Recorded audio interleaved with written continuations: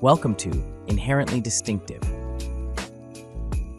Welcome to Inherently Distinctive with attorney Mark Goodman. Mark's practice focuses on patent law, trademark law, copyright law, and business law related to innovation. Welcome, Mark. I'm so happy to have you back with me. Oh, it's fun to be here all the time, anytime. So I'm your host, Sophia Morales, and today we're discussing Trademark Renewal 101 and what happens if you miss a deadline. So I guess maybe the place to start is once you've registered a trademark, how long does it last and what steps are required to keep it active? Okay, so first of all, said this in a couple of the other episodes. One of the awesome things about trademarks is they can last forever, right? I mean, just think of ancient, Chevrolet's been around for 100 years almost, right? Yeah. But it's still a trademark, right? By contrast, a patent, you only get 20 years. Right. Even copyright, 75 years after your death. Okay. Well, it's a pretty good amount of time, but still eventually, Shakespeare is not copyrighted anymore, right? We can all just use it. So whereas trademark, it keeps going forever as long as you keep renewing it. And when you renew, you have to once again verify to the trademark office that you're using the mark in commerce, right? And there's some forms and the documents that go along with that, right? And so the renewal scheme is as follows. It's based on the issue date of the trademark when you actually get it registered, right? And then from that date, you have to file registration paper or renewal paperwork, between the 5th and 6th year anniversary of that date, right? If let's say, okay, June 1st, 2025, right? You would then, and you can't renew early, right? Because that would defeat the whole purpose of the renewal, right? Because the whole idea is to show you're continuing to use it along into the future, right? So if you can just renew ahead of time. So you can't show that you're using it in the future. Here, I'll just do 100 years worth of renewals now, right? No, right? Can't do that. So you have to wait until the 5th year anniversary. So the earliest date you could do the renewal in this example would be June 1st, 2030, right? Then you would have that year period between June 1st, 2030 and June 1st, 2031, the 5th and 6th year anniversary, in which to file the renewal stuff, right? And you then have a grace period of 6 months after that, where you can file. It just costs an extra couple $100 or something like that as an extra fee, right? And so you have all of this time, right? And then now, if you miss that second deadline, okay, then your registration will be, there'll be a notice of cancellation that you'll get. And at that point, though, you can still, generally speaking, save the day by filing a petition to the director to get this thing revived, as long as you can state that this was unintentional, right? And, but it'll be even more money, right? Yeah, but I mean, at least it's good they tell you. It doesn't just quietly go away. Right.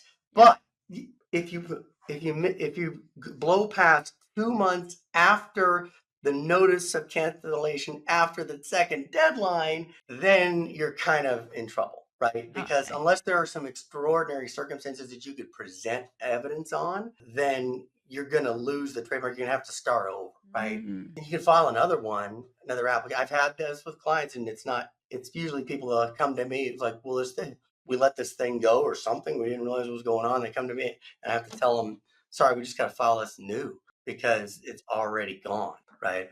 But you have all this, you've got the 1 year and then you got 6 months and then you can still save it after 2 months after that.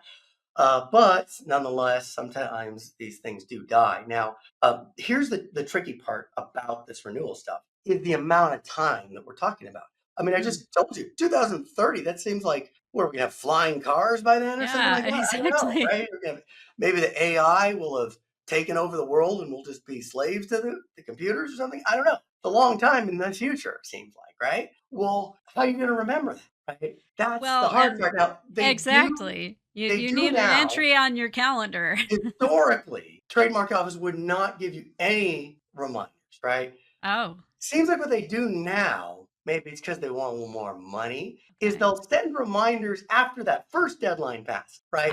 So the one, how I said you have this 1 year, then you have a grace period of 6 more months. Beginning of that 6 months is where we tend to get emails. Hey, do you want to renew this thing, right? So then they get a surcharge, right? Patent and Trademark Office is quite a capitalistic part of the government, which is interesting. So So for let better or me for worse, ask, they let, collect a lot of fees, right? exactly. Um, So let me ask you something. Let's say my world has blown up, right? And I forgot to renew and I missed all the notices. Do I like lose all of my protection in the trademark world, or how does that go? You'll have a diminished position for sure, right? Okay. One thing in trademark, you could very quickly file a new application and probably get that back. And you could claim your use all the way back to whenever you started using it, however many years ago that was, right? What you lose is sort of that priority position if there's a conflict with another marker application, Oh, right? Now you'll be in a weaker position there, right? So it's definitely not something you want to do. Now, here's how I practice in this area, right? I will say some attorneys out there, and full respect to this, I think I even tried this at one point, will say, okay, you got your trademark. Now I'm gonna charge you a couple $100 a year, something like that, to quote be docketed, right? mm, So that you're on my docket. And we have systems that we subscribe to that calendar all this for us and remind us with emails and do all this kind of bugging us. And otherwise, no one could remember this stuff, right? right. Yeah, Exactly. of course, you could do a manual calendaring system if you had to, right? But it's very helpful to have these systems, right? And so some lawyers will say, hey, we'll charge you on the docket, and then we'll do. I've developed a practice where, at least right now, subject to change maybe, but where I don't charge people for just being on the docket. Part of that is I can't explain to people what they're even paying for. They're like, what are we paying for to be on what? Right? They don't understand it. So what I do is I just kind of build it in like to the fee when we renew, right? Just charge a nice flat fee when we take care of the renewals for you, and then everybody's happy and everything's going, right? And so as long as I'm still in practice and alive, right, I just have everybody on my docket, and we send email reminders and call people and sometimes send letters if we have to folks. And it's hard because after 5 years, sometimes you've lost touch. So another big tip for people out there is if you change your email and or phone number, especially, or address as well, just update your trademark lawyer, right? Yeah. Because otherwise, I mean, we've had situations like this where we're like trying to chase people down, for something that's 5 years ago. And sometimes they even forget about exactly what was going on there, what it means. Yeah. And the And post office only forwards mail for a year or something. So right. that doesn't help. I've had a couple situations where the business was bought and sold, and so then I'm talking to a new owner, so we just have to kind of, introduce myself. Like sometimes they think, oh, I'm like a solicitor or something. Like, Yeah, no, this is exactly. you have this trademark, the previous owner had it or whatever have you. So it's one thing to calendar something that's coming up a few months from now or a few days from now, or a Right. couple of weeks from now, right? Everybody has a system to do that, right? Put it on their calendar. But there aren't very many other scenarios in our lives where we're calendaring something 5 to 6 years out, right? In the future. That's Yeah. just not typical practice. And that's why it's important, to have these docketing systems in place, which we do, right? Absolutely. And just realize that again, that's one of the big benefits to trademark is perpetual intellectual property right. Now, a couple other things that are relevant here. One is that when you do that first renewal, okay, the 5 to 6 year anniversary one, Yeah. you can, in addition, we always offer this, you can, in addition, apply for what's called incontestability status, Oh, what right? does that mean? Incontestability It status sounds powerful, sounds Mark. powerful and invincible and like some kind of superhero type thing, right? Like Yeah. Superman would have. And I don't like this term that the trademark office or whoever came up with it because it doesn't make your trademark completely incontestable. But what it does significantly reduce the types of attacks that a defendant could have if you had to enforce your trademark, right? Oh, okay. And so it's worth doing, right? Mhm. And you can do it after that as long as you can state that you've had 5 years of continuous use of this, or at least continuous use combined with excusable non-use, which beyond the scope of today's podcast, but at Yeah, least I was going to say I'd um, like to go down that rabbit hole, but I think we're running out of yeah, time. totally right. But just So, understand you've got to have been using it, and then it's yeah. worth doing. Then after So, that, you have yeah. another between the ninth and 10th year. Hmm. you have to renew again, and then it just drops off to every 10 years forever. So Okay. you get a little drop off. But again, 10 years, you got to have some way to So, keep track of that. why is it risky for businesses to ignore enforcement or to let trademarks go unmonitored? Enforcement and monitoring is another important topic here. One of the things that's unique about trademark law compared to the other areas of intellectual property law is that we're doing something a little bit different, right? In let's say patent, we're saying you invented this, you now get to own it, almost like an imaginary real estate right. Yes, you've squatted on Copyright, it and it's right? yours. And if people step on your land, you can shoot them down with a lawsuit, right? Or whatever have you, right? You could just sell the land. You can license it, which is similar to leasing, right? Do all these things. Trademark is really different because it's based on use in commerce. It's really based on what consumers are perceiving, right? Not so much the fact that you came up with this name or you whatever. It's the fact that consumers in your field are associating that name, that logo, that catchphrase, that whatever trademark with your brand in a certain way. It's like you're walking down the street and you see the Starbucks symbol, right? You have Yeah. a whole set of expectations of what type of coffee it's going to be and what type of ambiance there's going to be and all of this stuff, right? And so here's where this comes into the enforcement is that in trademark, in other areas, if you don't want to enforce, okay, but in trademark, you can actually lose your trademark rights if you don't enforce, right? Oh, At some level, right? Because the idea is, imagine if, like Starbucks, for instance, they just started letting everybody open up a coffee shop and call it Starbucks, and they didn't care, and they then that would erode what it means to be a Starbucks, right? right. Because then there'd be no point to this whole trademark thing is that this brand means I associate it with a certain level of quality or customer service or coolness or whatever it is, right, that I want is associated with this brand. And it's a shortcut for consumers, right? Yeah. And that erodes if anyone can just use it, right? So you do need to at least police and monitor your mark to some extent, right? Now, that doesn't necessarily mean you have to have a super expensive federal lawsuit for every little thing that might be considered an infringement. Okay.